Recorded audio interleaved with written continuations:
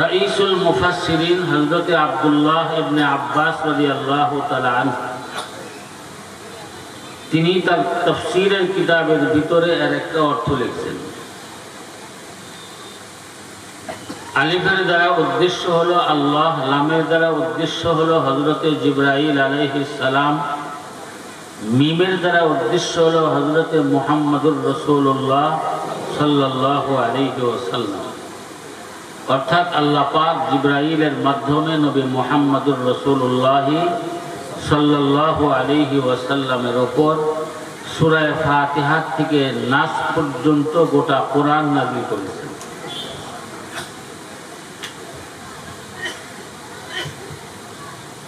এই কথাটা বলার প্রয়োজন হইল কেন? যে এই কোরআন আল্লাহর পক্ষ থেকে নাযিল হয়েছে, এই কথাটা বলার প্রয়োজন হইল কেন?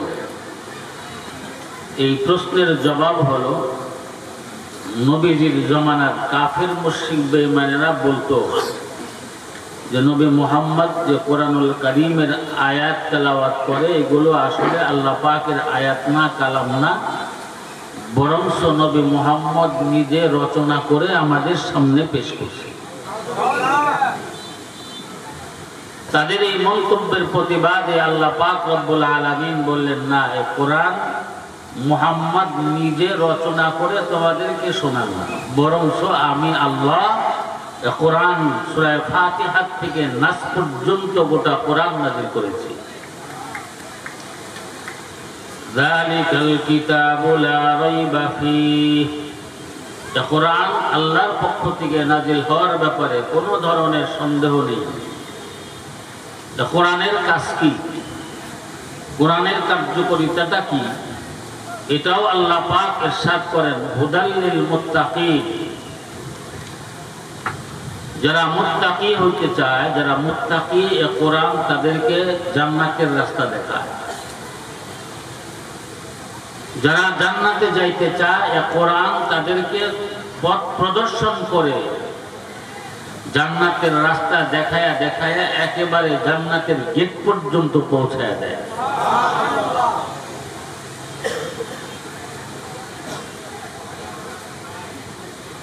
এই কোরআন যারা সত্যিকার অর্থে ধারণ করবে, মওতের সময় কোরআন থাকবে, কবরের জগতে কোরআন আপনার সাথে থাকবে, কিয়ামতের দিবসে হিসাব দেওয়ার উদ্দেশ্যে আল্লাহ পাক যখন উঠাবেন, কোরআন আপনার সাথে থাকবে। পুলসিরাত পার হওয়ার সময় কোরআন সাথে থেকে একেবারে জান্নাতের গেটের সামনে গিয়া কোরআন বলবে, ও আল্লাহর বান্দা, তুমি আমাকে ধারণ করেছিলা, আমি তোমাকে পথ প্রদর্শন করে রাস্তা দেখায়া দেখায়া এই জান্নাতের গেট পর্যন্ত নিয়ে এসেছি, এই তো তোমার জান্নাত ঠিকানা, যাও ঢোকো এবার কোরআন। কিন্তু দুঃখ পরিতাপের বিষয় হলো, এ কোরআন আমরা ধারণ করি না। কোরআন শরীফ তেলাওয়াত শিখবার মতো নিজের ভিতরে কোনো স্পৃহা নেই, নিজেও পড়লাম না, সন্তানদেরকেও শেখালাম না। আবার কেউ তো এমনও আছে, কোরআনের মাদ্রাসার নাম শুনলে চান্দি গরম হয়ে যায়, আছে কি নাই? বহুত। এ কোরআন যারা ধারণ করবে, খোদার কসম, এ কোরআন জান্নাত পর্যন্ত পৌঁছায়। এখন প্রশ্ন হইল, যারা জান্নাতে যাইতে চায়, আল্লাহ পাক বলেন এ কোরআন তাদেরকে পথ প্রদর্শন করে জান্নাত পর্যন্ত পৌঁছাবে। এখন প্রশ্ন হলো, জান্নাতে যাইতে চায় কারা? আমরা কি সবাই জান্নাতে যাইতে চাই? সবাই? তো বুঝে শুনে কথা বলতে হবে, কারণ আসলে জান্নাতে যাইতে মনে চায় না, কিন্তু এতগুলো মানুষের সামনে বলি কি করে? এই জন্য বলছি জান্নাতে যাইতে চাই। এমন কেউ আছেন নাকি? নাকি দিলের থেকেই বলছেন জান্নাতে যাইতে চাই? দিলের থেকে? সত্যি যদি দিলের থেকে বলে থাকেন, তাহলে আলোচনার মাধ্যমে আমরা কড়ায় গন্ডায় হিসাব করে বুঝতে পারবো আসলেই কি আমি জান্নাতে যাইতে চাইলাম নাকি মুখে মুখে বলছি? নিজেই নিজেরটা বুঝতে পারবে। যারা জান্নাতে যাইতে চায়, মুত্তাকি হইতে চায়, আল্লাহ পাক তাদের পরিচয় তুলে ধরছেন। কারা কারা জান্নাতে যাইতে চায়, কারা মুত্তাকি হইতে চায়, তাদের পরিচয় স্বয়ং আল্লাহ পাক কোরআনুল কারীমের এই আয়াতগুলোর মধ্যে ইরশাদ করেছেন। আল্লাযীনা ইউমিনুনা বিল গায়ব ওয়া ইউকিমুনাস সালাহ ওয়া মিম্মা রাযাকনাহুম ইউনফিকুন। জান্নাতে যাইতে চায় কারা? বলে সকলেই বলেন আমার সাথে, 5 গুণে গুণী যারা। জান্নাতে যাইতে চায় কারা? 5 গুণে গুণী যারা। আসলে 5টা না 6টা বললেই চলে। 6 গুণে গুণী যারা। বলুন জান্নাতে যাইতে চায় কারা? 6 গুণে গুণী যারা। এবার 6টা গুণের কথা আল্লাহ পাক বলেন যে এই 6টা গুণ যারা অর্জন করবে, বুঝে নিবে, তারা জান্নাতে যাইতে চায়। প্রথম গুণ আল্লাহ পাক বলেন আল্লাযীনা ইউমিনুনা বিল গায়ব, যারা গায়েব বিশ্বাস করে। গায়েব বিশ্বাস করার অর্থ কি? গায়েব বিশ্বাস করার অর্থ হইল পঞ্চ ইন্দ্রিয়ের দ্বারাই যে জিনিসের পরিচয় লাভ করা যায় না, ওই জিনিসকে বিশ্বাস করার নাম হলো গায়েব বিশ্বাস করা। পঞ্চ ইন্দ্রিয়, তার মধ্যে একটা হইল ঘ্রাণ শক্তি। দেখবেন ঘ্রাণ শক্তির মাধ্যমেও বস্তুর পরিচয় জানা যায়। যেই জিনিস গায়েব হবে ওই জিনিস ঘ্রাণ শক্তির মাধ্যমেও তার পরিচয় জানতে পারবে না। যেমন কোন অন্ধ মানুষকে যদি আপনি পদ্মার ইলিশ মাছ ভেজে খেতে দেন, সে কি দেখে? যখন মাছের টুকরাটা মুখের সামনে উঠাবে, তখন নাকের ভিতরে যখন ইলিশ মাছের ঘ্রাণটা ঢুকবে, এটা তো পদ্মার ইলিশ। কি কথাটা ঠিক কিনা? ঘ্রাণ শক্তির মাধ্যমে বস্তুর পরিচয় জানা যায়। যেমন পদ্মার ইলিশ অন্ধ মানুষ দেখে না কিছুই, যখন মাছের টুকরাটা নাকের সামনে নিয়ে টান দেয়, হ্যাঁ এটা তো ইলিশ মাছ, ইলিশ মাছের ঘ্রাণ হচ্ছে। ঘ্রাণ শক্তির মাধ্যমে বস্তুর পরিচয় জানা গেল কিনা? গায়েব যিনি হবেন, ঘ্রাণ শক্তির মাধ্যমে তার পরিচয় জানা যাবে না। আর একটা হলো আস্বাদন শক্তি। আস্বাদন শক্তির মাধ্যমেও বস্তুর পরিচয় জানা যায়। যেমন মনে করুন মা বোনেরা তরকারি পাকাচ্ছেন, একটু ঝোল জিহ্বার মাথায় দিয়ে একটু টেস্ট করে দেখেন লবণটা হইল কি হইল না। আস্বাদন শক্তি, চাখনের মাধ্যমে বস্তুর পরিচয় জানা যায়। যেই জিনিস গায়েব হবে, আস্বাদনের মাধ্যমে তার পরিচয় জানা যাবে না। আর একটা ইন্দ্রিয় হইল ত্বক, হাতের চামড়া, শরীরের চামড়া। এই যে একটা বোতল, এটা আমি ধরলাম হাত দিয়ে, আমার হাতের চামড়ায় বলে দিবে বোতলের ভিতরে থাকা পানি গরম না ঠান্ডা। ঠান্ডা হলেও হাতে বলবে যে এই বোতলের ভিতরে থাকা পানিটা ঠান্ডা। গরম হলেও হাতের চামড়া বলে দিবে বোতলের পানিটা গরম। তাহলে ত্বকের মাধ্যমে বস্তুর পরিচয় জানা যায়। গায়েব যিনি হবেন তাকে এই ত্বকের মাধ্যমেও, স্পর্শের মাধ্যমেও তার পরিচয় জানা যাবে না। আর একটা হলো চক্ষু, দেখার মাধ্যমে বস্তুর পরিচয় জানা যায়। বলুন তো এটা কি? পানির বোতল। কিভাবে চিনলেন? দেখনের মাধ্যমে। গায়েব যিনি হবেন, দেখনের মাধ্যমেও তার পরিচয় জানা যাবে না। আল্লাহ হলেন গায়েব। আল্লাহকে দেখা যায়, আল্লাহকে স্পর্শ করা যায়, চাখনের মাধ্যমে বোঝা যায় আল্লাহ কেমন, ঘ্রাণের মাধ্যমে আল্লাহ এমন।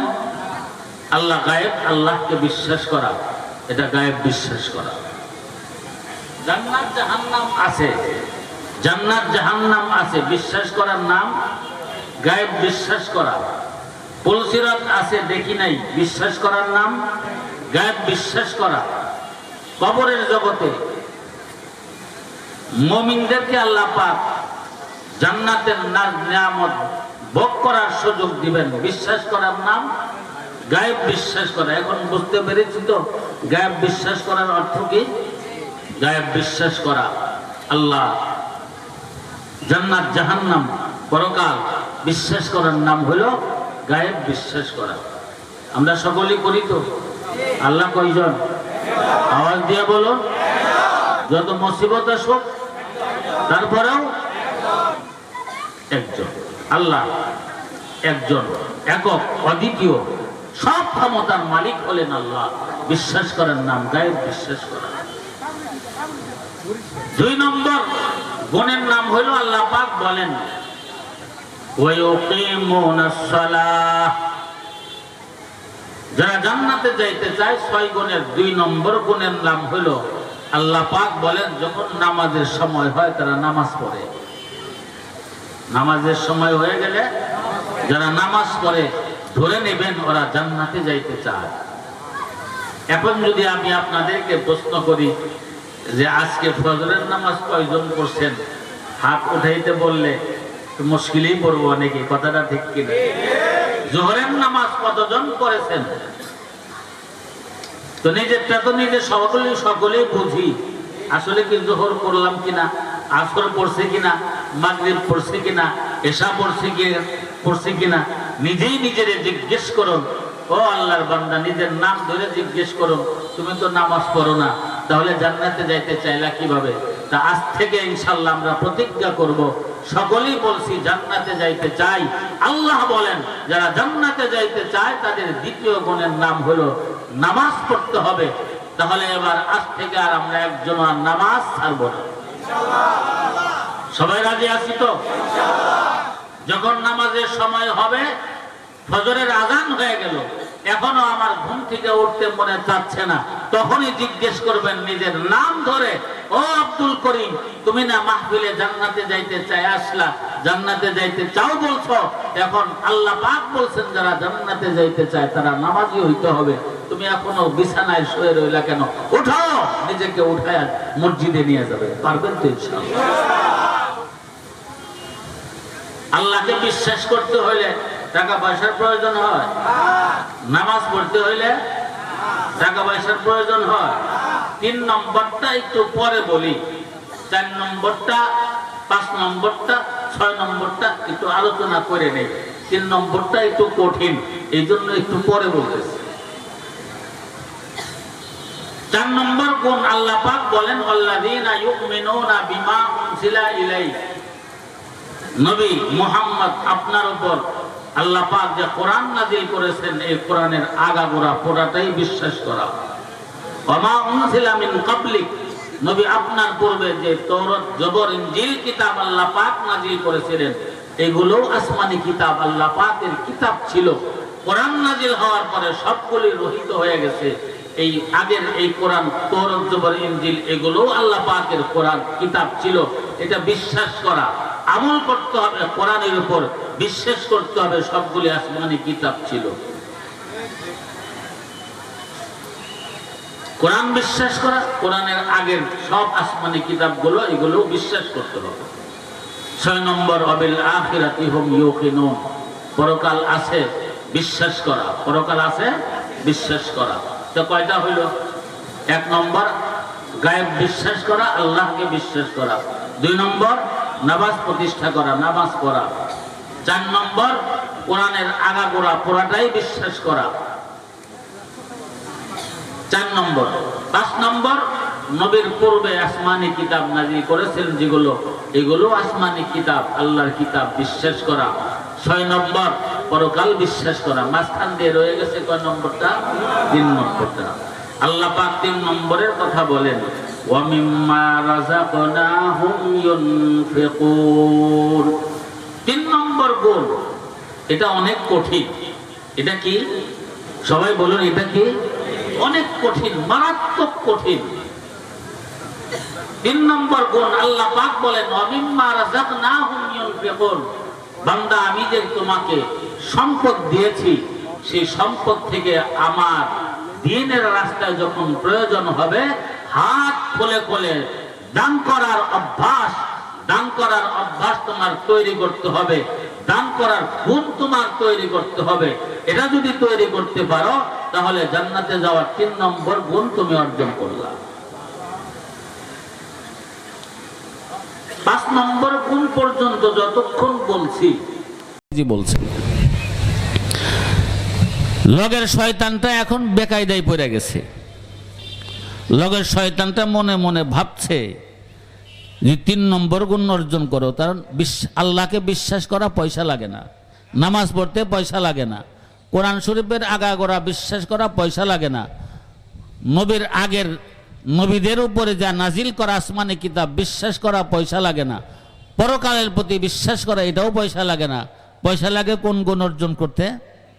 3 নম্বর গুণটা অর্জন করতে পয়সা খরচ করতে হয়। এটা খুব মুশকিল, কারণ সম্পদের ভালোবাসা মানুষের দিলের মধ্যে উৎপতভাবে জড়িত। এই জন্য খুব সাবধান থাকবেন। শয়তান বলবে খবরদার দিবি না, কিন্তু আল্লাহ পাক সূরাতুল বাকারার এই সূরার 261 নম্বর আয়াত 3 নম্বর পারার 3 নম্বর পৃষ্ঠায় আল্লাহ পাক দানের ফজিলত বয়ান করছেন। মাসালুল্লাযীনা ইউনফিকুনা আমওয়ালাহুম ফি সাবিলিল্লাহ কামাসালি হাব্বা আম্বাতাত সাবআ সানাবিলা ফি কুল্লি সুম্বুলাতিন মিআতু হাব্বা ওয়াল্লাহু ইউযাইফু লিমান ইয়াশা ওয়াল্লাহু ওয়াসিউন আলীম। আল্লাহ পাক চমৎকার একটা উদাহরণ দিয়েছেন। আল্লাহ পাক 22 নম্বর পারার 19 নম্বর আয়াত সূরাতুস সাবা, এই আয়াতের মধ্যে আল্লাহ পাক বলেন, বান্দা তোমরা যা দান করো, তুমি মনে করো ঠকে গেছো, আল্লাহ পাক বলেন এই দানের টাকা তোদেরকে আমি আবার ফেরত দিয়ে দেই। সুবহানাল্লাহ বলেন। আল্লাহ পাক বলেন যা দান করো দানের টাকা কি দেই? সবাই বলুন, দানের টাকা ফেরত দেই। আচ্ছা ফেরত দিলে লস কি? দান করলে যদি টাকা ফেরত পাওয়া যায় লস হইল? আর ফেরত পাইতে গিয়া যদি একটু বেশি পরিমাণে দেয় তাহলে তো আরো ভালো। আল্লাহ পাক দেখেন কোরআনুল কারিমে, আমি একটু বানায় কথা বলবো না, উলামায়ে কেরাম মঞ্চে বসা আছেন, আল্লাহ পাক নিজে সূরাতুল বাকারার 261 নম্বর আয়াত 3 নম্বর পারার 3 নম্বর পৃষ্ঠার মাঝামাঝিতে আল্লাহ পাক বলেন বান্দা দান করলে যে আমি ফেরত দেই। এবার শোন কি পরিমাণ ফেরত দেই। আল্লাহ পাক চমৎকার একটা উদাহরণ দিয়েছেন। কৃষক ভাইরা যখন ধান লাগায় তো প্রথমে ধানের চারা ফেলে, থল ফেলে, থল অল্প কিছু ধান একটু পানি দিয়ে খের দিয়ে পানি দিয়ে ভিজায় রাখে। 2-3 দিন পর দেখা যায় ওই ধানের মাথা ফেটে অঙ্কুর বের হয়েছে।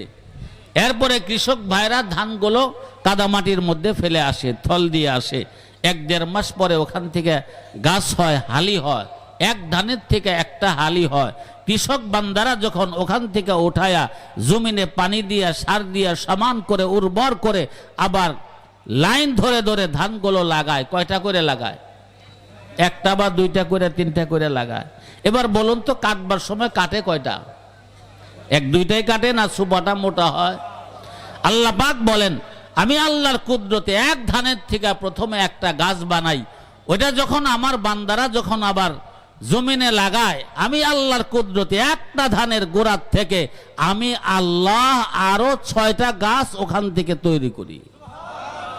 লাগাইছেন এক গাছ, গাছের গোড়া দিয়ে কলা গাছের মতো দেখবেন, কলা গাছ একটা লাগাইলে পরবর্তী দেখবেন তার গোড়ার থেকে হইতেই থাকে।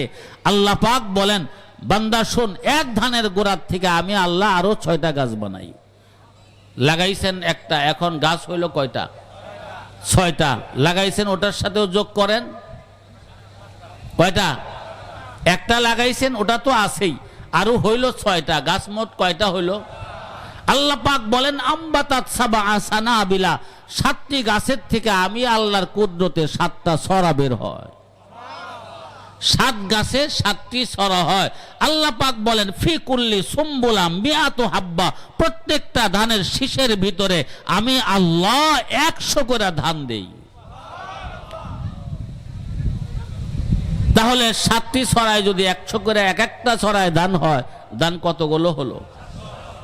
আল্লাহ পাক বুঝাইলেন আমার কৃষক বান্দারা আমাকে ধান দিয়েছে একটা, ওই যে কাদামাটির মধ্যে ফেলে আসছিল, এক ধানের থেকে আমি আল্লাহ ওখান থেকে কৃষক বান্দাদেরকে 700 করে ধান ফেরত দেই। কৃষক ধান কাটে আর গলা কি বলে গোলা ভরে, কিন্তু কখনো চিন্তা করলো না ধান কয়েকটা আমি বুনলাম আর হইল কতগুলো।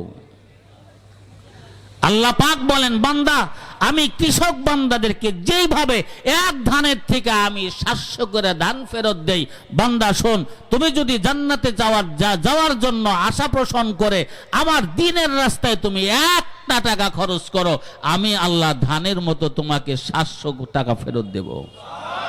কত? 700 করে ফেরত দেব। যারা বুঝে তারা ঠিকই দেয়, যারা বুঝতে পেরেছে তারা ঠিকই দেয়।